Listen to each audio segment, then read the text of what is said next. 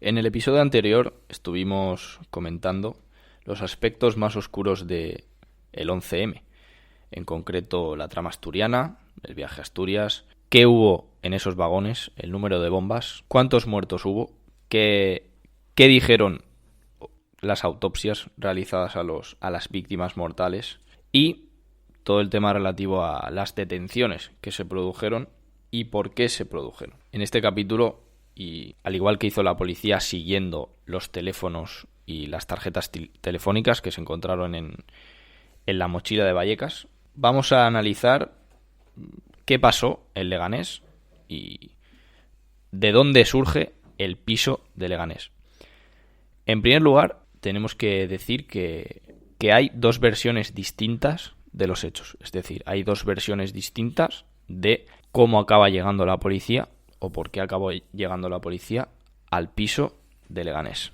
La primera de ellas es que en este piso, en el piso de Leganés, había 7 terroristas, los cuales estaban ahí encerrados y de vez en cuando, cada 20 minutos o según les apetecía, subían las persianas con la mano, no con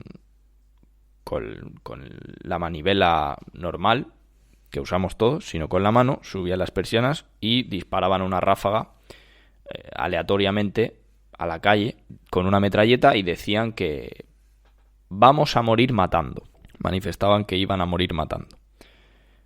Bien, entonces los vecinos llaman a la policía y dicen, oye, aquí están habiendo tiroteos en esta casa. Y se presentan allí los GEO y demás policía.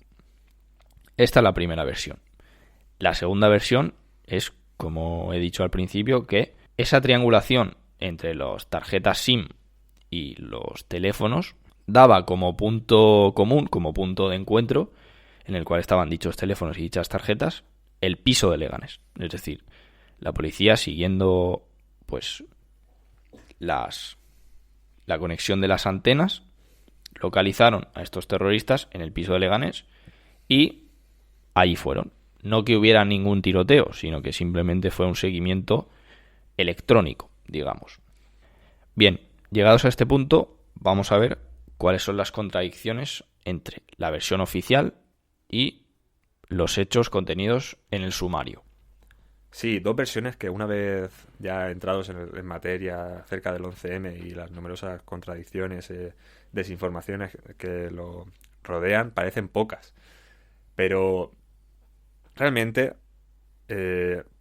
¿cuál es el sentido de estas dos versiones? ¿Por qué los medios primero dicen una cosa, luego dicen otra? ¿Cómo es posible que se llegue a afirmar que los terroristas han estado disparando a la calle, a la libanesa, ahí desde la ventana y lanzando proclamas, cuando luego realmente en la calle no se encuentra un solo cartucho, no se encuentra un único agujero de bala? Dentro de la casa no se encuentra ninguna vaina. Pero básicamente lo que sabemos es que los primeros policías llegaron al piso de Leganés a las 3 de la tarde.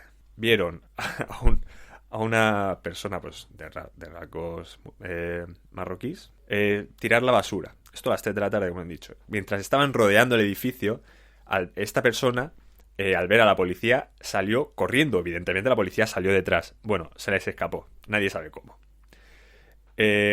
Una vez rodean el edificio y dicen que hay estos disparos, que luego no se ha encontrado ningún agujero de disparos, ya ven la situación y llaman a los GEO. Los GEO, como ya sabréis, son el grupo especial de operaciones, ¿no? El grupo que se encarga de rehenes, asaltos a barcos, si hay que entrar en una casa, a una operación, un narcotraficante, los mandan a ellos. Pero normalmente, Manuel, es importante decirlo, es que los GEO pues, es la unidad más preparada de la policía, seguramente. Y su función es pues negociar con los terroristas y solo en caso de extrema necesidad entrar en una vivienda. Claro, pero es que encima el tema está en que una vez llega la policía, lo primero que hacen es evacuar a toda la gente que hay en las casas circundantes. Es decir, dejan únicamente la casa donde están atrincherados los 7 marroquíes y el resto está vacío. no hay nadie más. Es decir, llega el geo y les cortan agua, luz y gas. Entonces, cuando llega el momento fatídico a las 9 de la noche en el que los geo entran en la casa, momento, es que yo recuerdo perfectamente ver esa noche el momento del asalto en televisión, porque que el vídeo está, o sea, cualquiera puede verlo. Lo grabó un vídeo aficionado. El momento en el que ellos entran, ¿qué necesidad tenía el geo de entrar? No había ninguna necesidad.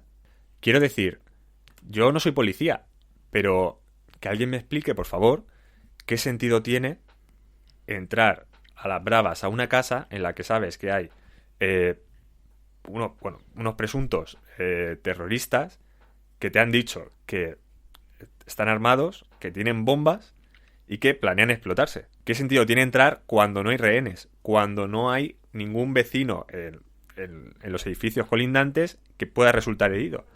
¿Qué sentido tiene entrar? Exacto, o sea, hay que tener en cuenta que estos terroristas llevaban acorralados pues prácticamente todo el día. O sea, y aún no se habían explotado, no habían hecho reventar el piso. ¿Por qué deciden los geos entrar? Si no había ninguna situación de extrema urgencia que propiciara que entraran los geos. Es que no tiene sentido. O sea, no tiene sentido que nadie ordenase la entrada de los geos. Es más, no se sabe quién ordena la entrada de los geos en el piso. Si estaban aislados, no había rehenes, siendo la actuación típica de los geo estar pues 12 horas si hace falta, un día entero negociando con los terroristas para que no causen ningún daño, así agotarlos, y cuando sus facultades mentales ya se están muy mermadas por el cansancio, entonces actuar, pero que solo hacen una entrada en una vivienda, y más en estos casos de suicidas que pueden explotarse y puedes herir a otros geos, incluso como pasó que murió un geo, cuando no hay ninguna razón de peso. Es que realmente no se entiende. Es que, vamos a ver, es que el geo, en los 40 años de servicio que llevaba en activo, la muerte del geo Torrenteras es que es la primera muerte del geo en acto de servicio. Es decir, en todas y cada una de las intervenciones que habían actuado no habían tenido una única baja. Pero es que no es solo eso, es que hay muchísimas contradicciones. El geo, cuando llega con un inhibidor. Un inhibidor que, como dice su nombre, pues impide llamadas y ciertas señales que podrían provocar pues la activación de los explosivos desde fuera, ¿no? Si no es de forma manual. Vale, pues ese inhibidor en ningún momento lo activan. Eso hace que, esto lo sabemos porque todos los integrantes llaman a sus familias para despedirse. Sí, o sea, todos sus familiares utilizaron un único teléfono para llamar a sus familiares para despedirse porque sabían que iban a morir. Sí, por eso es otra cosa que no cuadra. Cuando después de la explosión se encuentran numerosos teléfonos con sus respectivas SIM.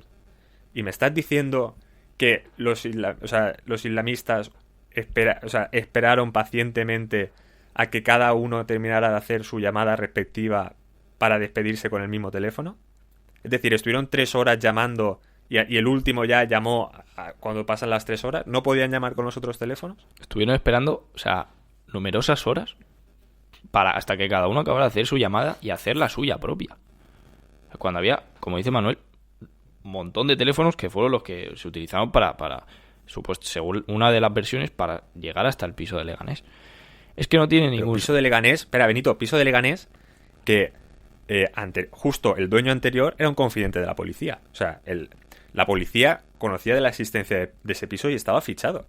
Es que son todo lagunas y manchas en la historia. Son cosas raras, sí. Bien, y a partir de aquí vamos a intentar dar respuesta a alguna de las incógnitas que surgen a raíz de estos hechos.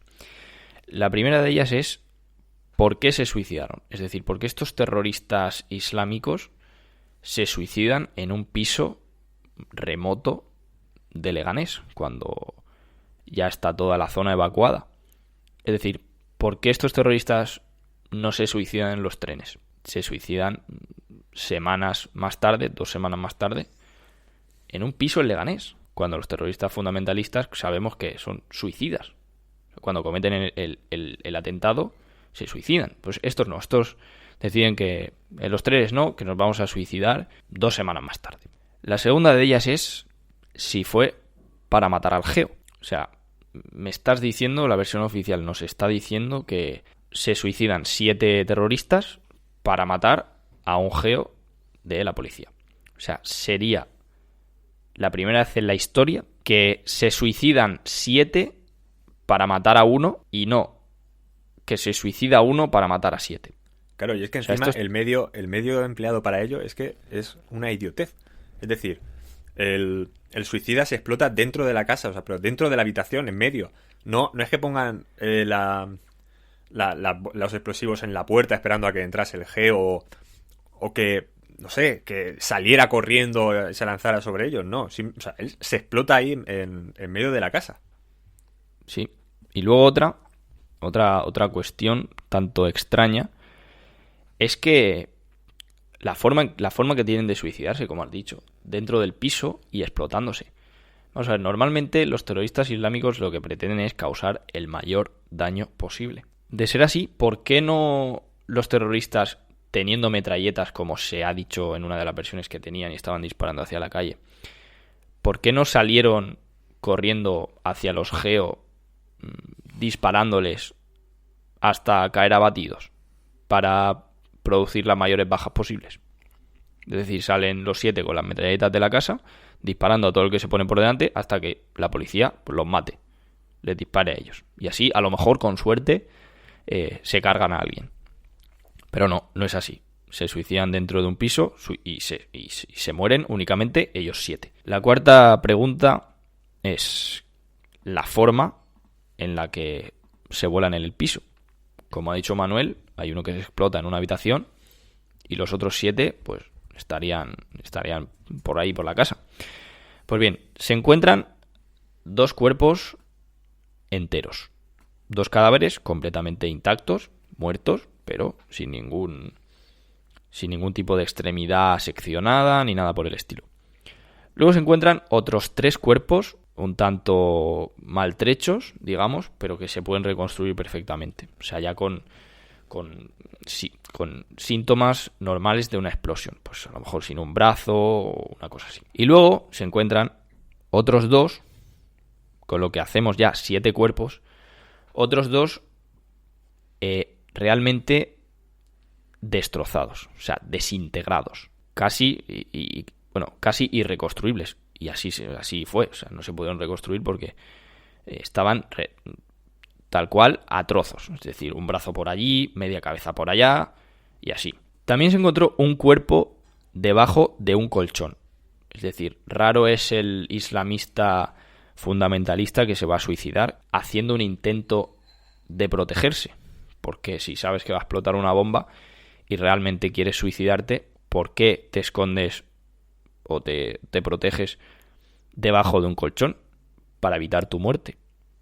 Lo cual ya deja un poco nos hace sospechar sobre lo que pasó aquí. Y por último, uno de estos cuerpos, de los 7 cuerpos, se encontró con los pantalones al revés.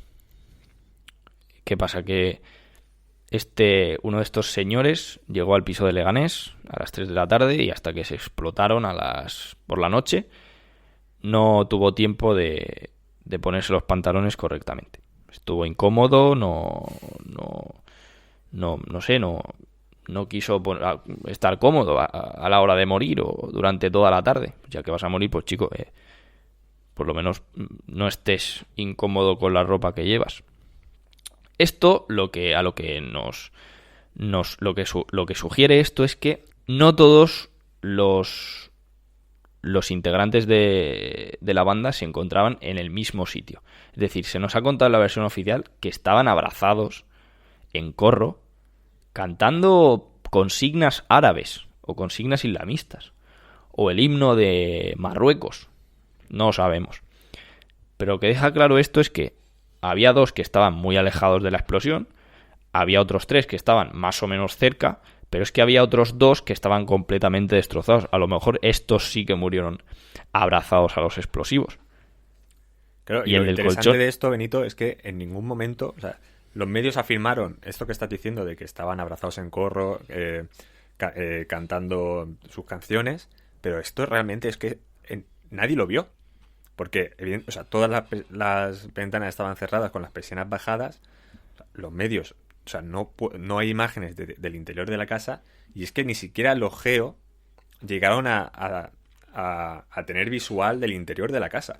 Es que la bomba explota antes de que lleguen los geos a la puerta. Es que eso es una invención, directamente. Eso es para adornar la noticia. Para adornar la noticia o para realizar una campaña de intoxicación. Bien, parece que es una campaña de intoxicación o de manipulación de la realidad, como dices. Y otra cosa curiosa también es que de los 7 cuerpos que se encuentran, solo se encuentran en la casa 35 dedos de las manos. Es decir, si hacemos una multiplicación, 7 muertos por 10 dedos de las manos, tenemos 70 dedos, ¿vale? Pues en este caso solo se encuentran 35. No sé qué pasó con los otros dedos, no sé si es que les faltaba ya de serie, eran tullidos, digamos, algunos de los terroristas islamistas estos. Y otra cosa curiosa es que a estos muertos no se les realizan autopsias. O sea, como hemos dicho, los cuerpos eran todos distintos. O sea, no tenían todos los mismos efectos de la explosión. Y no se realizaron autopsias. Hombre, ¿cómo se van a realizar autopsias si es evidente que han muerto por la explosión? Pues a raíz de estos hechos, tan evidente no parece. Y esas autopsias no fueron realizadas. Si se hubieran hecho estas autopsias, habría salido que algunos de los cuerpos pues ya estaban muertos antes de la explosión. Habían sido ya puestos ahí después de la explosión. Otra cosa que tampoco sabemos. Por último, la última curiosidad que encontramos en el piso de Leganés es que días más tarde surge una carta de despedida de uno de estos terroristas, suicidas, en la cual escribe un mensaje bastante largo a su familia, despidiéndose y bueno, en resumen, que no se preocupen por él, que tiene una misión que Dios le ha encomendado y que el profeta proteja a su familia. Pero el dato importante es que esta carta pues está escrita en árabe, como no podía ser de otra manera, escrita en árabe por un árabe. Sin embargo, encontramos al final de esta carta que está firmada por el autor en español. O sea, me estás diciendo que un árabe que escribe una carta completa en árabe dirigida a su familia firma en español. Esto, pues, no tiene ni pies ni cabeza, porque no es así. O sea, los árabes escriben una carta en árabe y firman igualmente en árabe. Ningún tipo de sentido tiene que la firma sea en español. ¿Esto qué quiere decir? ¿Fue escrita la carta en árabe a propósito? ¿O fue escrita realmente esa carta en árabe por el autor? ¿Y por quién fue firmada? ¿Fue firmada por él? ¿Fue firmada por otra persona? ¿Fue firmada por un confidente policial? ¿Esta carta es inventada? Fue un simple montaje. Me parece un burdo montaje, más que otra cosa. Y finalizando con el tema de Leganés, uno de los momentos, una de las situaciones más macabras, más tenebrosas de todo lo que rodea al 11M es lo que sucedió el 20 de abril de este mismo año, es decir, 2 semanas después de la explosión de Leganés. Este 20 de abril, 2 desconocidos, 2 encapuchados, entraron en el cementerio de Madrid Sur, abrieron el nicho donde estaba enterrado el subinspector Francisco Javier Torronteras, ¿no? Recordamos la primera y única baja que ha tenido el GEO en todos sus años de servicio, el subinspector que murió en las explosiones de Leganés. Sacaron el ataúd, lo abrieron, le clavaron un pico en la cabeza, una pala en el pecho y lo quemaron. El cuerpo se encontró muy cerca de los muros exteriores, lo que indicaba que habían intentado llevárselo, pero al no poder decidieron quemarlo directamente allí en el cementerio. Fue con las llamas cuando los vigilantes del mismo se dieron cuenta y dieron aviso a la policía. ¿Qué motivo hay para realizar un un acto tan ruin y tan morboso. El Corán, la religión islámica, prohíbe la profanación de cadáveres. Eso es algo a tener en cuenta. Es decir, ¿realmente fueron fundamentalistas islámicos los que realizaron esta operación? ¿O puede responder a otra motivación, a otro motivo? ¿Cuál puede ser? Pues, por ejemplo, podría ser el hecho de que no sabemos qué explosivo se utilizó en Leganés. Es decir, imaginaos ahora que el explosivo utilizado en Leganés, del que evidentemente el subinspector Torrenteras tiene muestras en su cuerpo, es distinto al que se cree que se ha utilizado en el 11M. Aquí tenemos un problema y una contradicción. Entonces, ¿qué pasó ese 20 de abril? ¿Fue una venganza por parte de fundamentalistas islámicos? ¿Fue una operación de las cloacas? Esta ya es la última gota que colma el vaso de todas las situaciones y hechos que se producen a raíz de estos atentados. Es decir, realmente ocurren cosas inexplicables, o sea, cosas propias de las películas, cosas propias de impropias de una sociedad avanzada como la que vivimos. O sea, son realmente cosas terroríficas. O sea, son terroríficas, porque que esto pase a raíz de el mayor atentado en la historia de España es que no tiene ninguna explicación salvo que sea ocultar pruebas, tapar la realidad.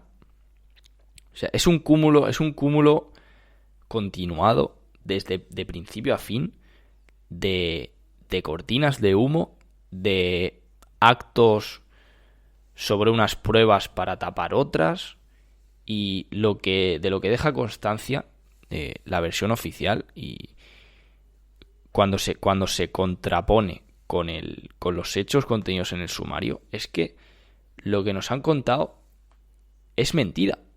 O sea, no se sabe la verdad, pero lo que sí se sabe es que todo esto es mentira y es una farsa y es una burda manipulación y una concatenación de esas manipulaciones, de pruebas del atentado más importante de la historia de España, y cómo cambió este atentado el futuro de una nación, y que todavía hoy se ven las consecuencias de eso. Y a partir de aquí, pues, como hemos querido intentar poner de manifiesto todas las contradicciones a raíz del mayor de los atentados, como venimos repitiendo, de la historia de España. Y a partir de este punto lo que vamos a hacer es analizar un poco la situación sociopolítica de aquellos momentos, desde que ocurre el 11M hasta las elecciones del 14M y todo lo relativo a la jornada de reflexión, y a cómo esto pudo cambiar el sentido de una votación electoral. Sí, como sabemos, el 11M fue las vísperas de unas elecciones generales. Elecciones generales que venían después de 2 legislaturas de Aznar, en los que en la última de ellas gobernó con mayoría absoluta y que, de acuerdo a todas las encuestas, iba a repetir Rajoy. Pero claro, si con toda la polémica que había habido por la presunta invasión de Irak, invasión en la que España no participó, España participó en la coalición internacional que apoyó logísticamente a esta invasión, pero no entabló en combate. Sí, es decir, lo único que hizo el gobierno de Aznar fue apoyar a Bush en esa guerra de Irak. O sea, España no... Bueno, pero apoyó a Bush como 100 y pico países más. Es decir, sí. La invasión la llevó a cabo Estados Unidos, Australia y Reino Unido. O sea, esas fuerzas armadas, pero no España. España estaba en la fuerza logística, en la fuerza de coalición. Y claro, evidentemente, un atentado de corte islámico que se lleva por delante la vida de 191 personas 3 días antes de unas elecciones generales, pues claro, evidentemente afecta. Bien, pero lo que pasa aquí es que no sé hasta qué punto se puede relacionar a los terroristas islámicos con el resultado de una votación electoral en España. O sea, a los terroristas islámicos realmente les da igual el PP, el PSOE, UPyD o la CUP. Quiero decir, no es el enemigo de de los terroristas islámicos ni del fundamentalismo islámico un determinado partido político. Los enemigos, o sea, los enemigos del terrorismo islámico son las sociedades occidentales, pero no tienen ningún interés en que el rumbo de un país lo lleve los de derechas o los de izquierdas. O sea que realmente esta relación entre Al-Qaeda y el 11M es difusa, es difícil, yo realmente veo difícil la relación en este sentido. O sea que igual algo más, realmente de lo que se duda aquí es de si realmente Al-Qaeda colaboró con alguien más que sí que tenía un interés en que las elecciones pues se dirimieran en un sentido o en otro. Entonces, ¿qué pasó a raíz de aquí? Pues que diversos medios de comunicación, como ya se ha mencionado en este episodio, en el anterior, dijeron que habían sido Al-Qaeda como represalia de la invasión de España en Irak. Y esto tiene una importancia clave y vital en lo que al 11M acontece. Porque se inyectó en la opinión pública, en toda la sociedad española o en parte de ella, que los atentados del 11M habían sido culpa del gobierno de Aznar. Dado que se invadió Irak, pues ahora los terroristas de Al-Qaeda nos van a compensar esa invasión con un atentado en los trenes de Madrid. Evidentemente, las fuerzas de la oposición hicieron cuenta del atentado y llamaron a manifestaciones, incluso llegaron a rodear la sede del PP. El día 12, es decir, el viernes, si no recuerdo mal. El 12 y el 13. O sea, durante la jornada de reflexión. Durante la jornada de reflexión, sí, jornada de reflexión, bueno, es decir, hicieron mérito del atentado, sacaron créditos. Pero es que hay cosas muy raras también, porque, por ejemplo, el domingo, el domingo fueron las elecciones, todos sabemos cómo acabaron, ganó el PSOE, terminó formando gobierno, pero es que la semana siguiente, cuando ni siquiera había ocurrido aún la investidura ni el traspaso de poderes, como el segundo al cargo de la Secretaría de Exteriores de Marruecos vino a España de forma subrepticia, ¿no? Y se reunió en secreto con Miguel Ángel Moratinos, que iba a ser el ministro de Exteriores del Partido Socialista, el ministro de Exteriores del nuevo gobierno. ¿Por qué se reúne el segundo al cargo del Ministerio de Exteriores marroquí con el futuro ministro español? Porque en secreto, ¿qué sentido tiene? No lo tiene que hablar con el gobierno en funciones en ese momento, pero que sigue siendo el gobierno. Muy raro. Recordemos también que unos años atrás, 1 o 2, ahora mismo no recuerdo, Marruecos nos la intentó jugar en el islote de Perejil. Islote que al final recuperó el gobierno español con todos los problemas que nos planteó Francia y Marruecos, porque Francia, recordemos, el primer ministro francés nos decía que era un peñón que se lo dejáramos a los marroquíes, un peñón deshabitado, que había 4 cabras, pero bueno, vamos a ver, pero es que si tú cedes en una porción de territorio español, aunque tenga 25 metros cuadrados, lo siguiente es Ceuta y Melilla, y luego vamos a por las Canarias, no se cede. Podría ser también que en el 11M estuviera envuelta la inteligencia marroquí en algún momento de la situación, y que esas reuniones pues dieran lugar a una estrategia de comunicación y de desinformación. Bien, y siguiendo con este tema, también es importante diferenciar cuál era el panorama nacional en cuanto a PP y PSOE.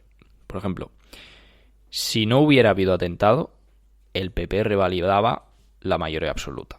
Si el atentado hubiese sido cometido y se hubiera demostrado que fue ETA, el PP habría revalidado la mayoría absoluta. Si, como se ha demostrado, el atentado lo cometió Al-Qaeda, el PSOE ganaba las elecciones. Y desde el primer momento, desde el mismo momento, incluso de antes de estallar las bombas, todo parece haber sido planeado para seguir una determinada línea de investigación que condujera a personas, ya no digo terroristas islámicos, personas de origen magrebí, como se ha visto y se ha podido atender a lo largo de estos 2 capítulos.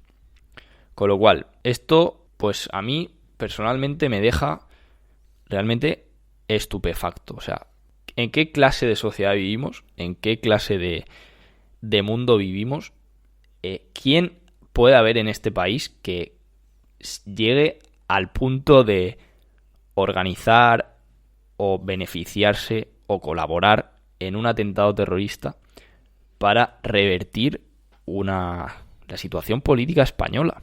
Es que realmente esto produce, es que no puedes siquiera llegar a concebir que esto pueda haber pasado. Pero todas estas contradicciones, todas estas cortinas de humo, todas estas patrañas que nos han contado, pues me hacen plantearme estas cosas. Y realmente sería muy grave, como decíamos al inicio del primer episodio, que no se nos haya contado la verdad porque se crea que no estamos preparados para conocer la verdad. Yo simplemente decir que estoy más que preparado, y es que con la verdad se hace justicia y se dignifica a las víctimas.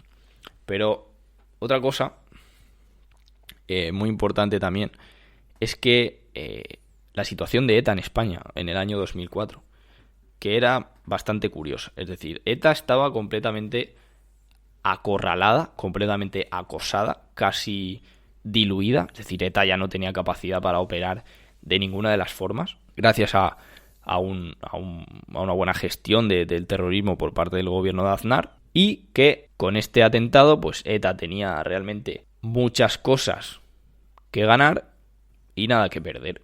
Es decir, si se revertía la situación política en España y el PSOE ganaba las elecciones, pues ETA podría tener un fin diferente a la disolución y a la extinción, como estamos viendo en la actualidad. Es decir, ETA está en el Congreso de los Diputados. Sin embargo, si el PP revalida las elecciones y esa gestión del terrorismo, ETA habría desaparecido de la faz de la tierra. ETA no sería ni un arma, ni una banda terrorista, ni tendría su brazo político en el Congreso de los Diputados. Eso con total seguridad. Sí.